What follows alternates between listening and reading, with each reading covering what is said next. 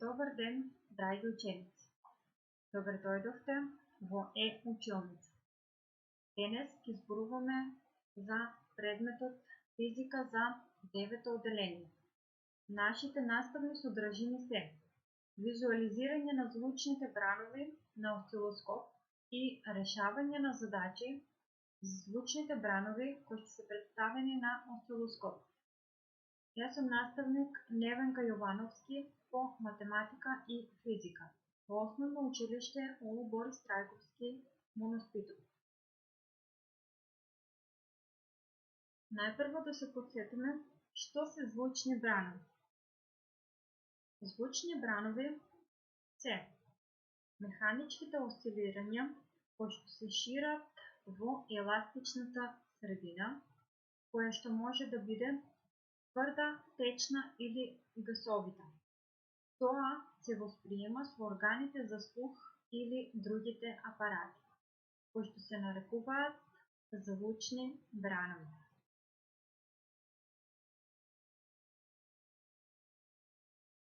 Визуализирање на звучните бранови на осцилоскоп. Најпрво да видиме што е осцилоскоп. Осцилоскопот е мерен инструмент со кој може визуелно да се наблюдуваат брановите облици на разни електрични големини. Со него можат да се мерат нивните карактеристични параметри, па дури и привремено или трајно да се чуваат измерените податоци. Потребата од вакви повеќенаменски мерни уреди е неопходна во современата практика. Од овие причини, осцилоскопот представува незаменлив инструмент. Подолу на фотографијата ви е даден еден пример од осцилоскоп.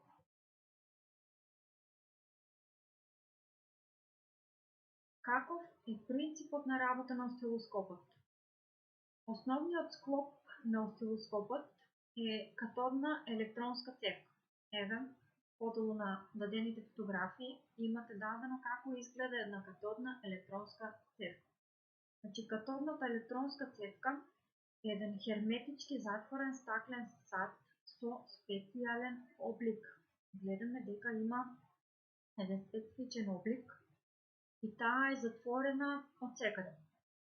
Значи, внатре во вакуум се сместени соодветно електроди, кои што електродите имаат за цел да создаваат, да формираат и да управуваат со електронскиот мас, кој што треба да го опишува осцилограмот. Значи, екранот на катодната цевка е со рамна или сферична површина. Ова е екранот на катодната цевка. Значи, таа е прекриена од внатрешната страна со алуминисцентен материјал и во моментот на судир на електронскиот сноп со екранот, кинематичката енергија на електроните се претвара во светлосна енергија. И тогаш на екранот од катодната цевка се јавува една светла точка, кој што електронскиот мас се создава од катодата.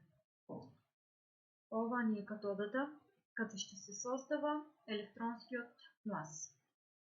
Катодата е метален цилиндар од специјален материјал, во чија внатрешност се наоѓа електричен греач.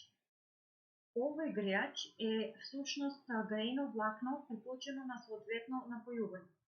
При проток на струја низ грејното влакно, тоа ја загрева и катодата на температурата при која од катодата се емитираат електроните. На овој начин работи осцилоскопот. Во овој слайд имаме дадено и една општа блок структура на осцилоскопот. Значи, освен принципот на работа со катодна цевка, имаме дадена и една општа блок структура. Значи, со вклучување на осцилоскопот на неопходното напојување, се загрева катодата на катодната електронска цевка. И тогаш млазот на електроните, имитиран од катодата, се фокусира и насочува кон екранот. Овде тој се фокусира и насочува кон екранот на катодната цевка. Тогаш блокот на временската база треба да обезбеди напон за хоризонтално поместување на електродите од нас. Исто така, овој напон има еден пилест бранов облик. Значи, во практиката осцилоскопот може да работи и во XY режим. Во овој режим се исклучува временската база, тоест место пилестиот напон од временската база преку X атенуатор се доведува друг надворешен напон. Исто така, во овој режим осцилограмот што ќе се добие на екранот не е во функција од времето, туку го дава односот помеѓу напоните кои што се доведени на X и Y влезовите. На општата блок шема исто така е даден и блокот за напојување. Овој блок треба да обезбеди соодветни стабилизирани напони кои што се потребни за електродите на катодната цевка, како и напони за напојување на другите блокови. Ова е овој блок кој што овозможува напојување на останатите блокови за работа на катодната цевка. Како мериме со осцилоскопот?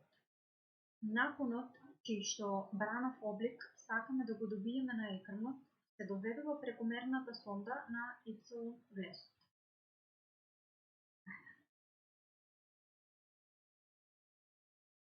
Мерната сонда со влезот на осцилоскопот е поврзана со коаксијален кабел преку БНЦ конектор, овде. Значи, едниот пол на влезот е поврзан на марша или кутиштето на осцилоскопот. Кутиштето на осцилоскопот преку кабелот за приклучок на осцилоскопот на мрежното напојување е заземјено.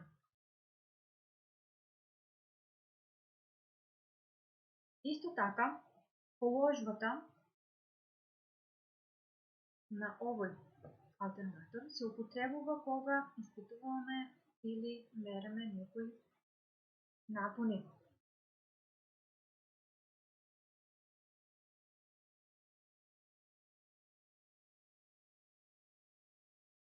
Како мериме параметри на наизменичен периодичен напон? На Y влезот од осцилоскопот преку мерната сонда е доведен наизменичен напон. За да го добиеме осцилограмот, влезниот одбирач треба да се постави во положбата AC. На екранот тогаш е добиен осцилограмот. Значи, од осцилограмот гледаме дека испитуваниот напон е синусен. И од осцилограмот гледаме дека бројот на вертикалните поделци од врв до врв на осцилограмот изнесува 8. Тоа значи дека може да ја определиме двојната амплитуда на овој синусен напон. Преку оваа равенка ние ќе определиме двојната амплитуда на овој синусен напон, која што ќе изнесува 40 волти.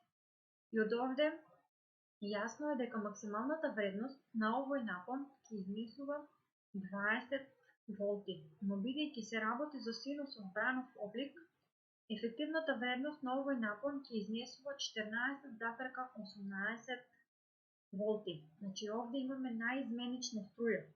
Што се случува кога имаме еднонасочна струја? Кога мериме или испитуваме?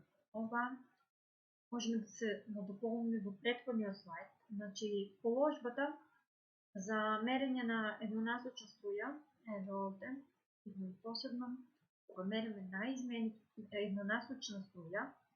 Значи, оваа положба DC се употребува кога ние мериме еднонасочна струја, еднонасочни напони. И во овој режим на екранот ќе се добие комплетен осцилограм на напонот, доколку тој има и еднонасочна и наизменична компонента.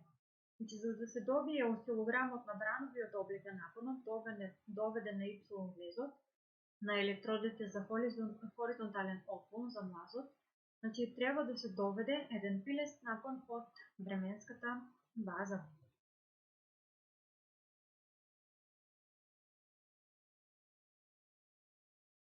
Што се случува кога мериме фреквенција со осцилоскоп?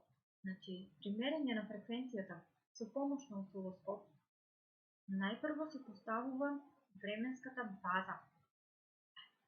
Ова овде ми е временската база.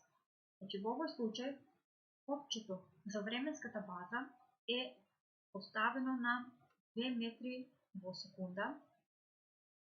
Еве, врз поделци, колку поделци имаме?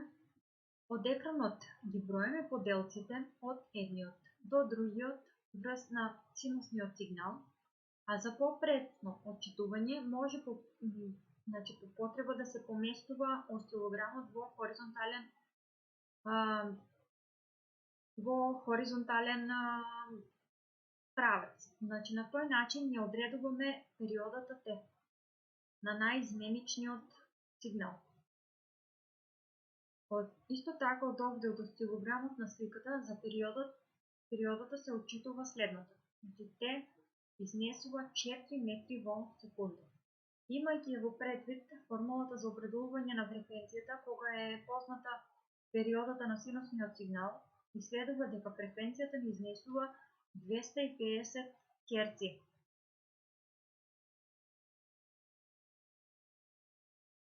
Ви благодарам на вниманието.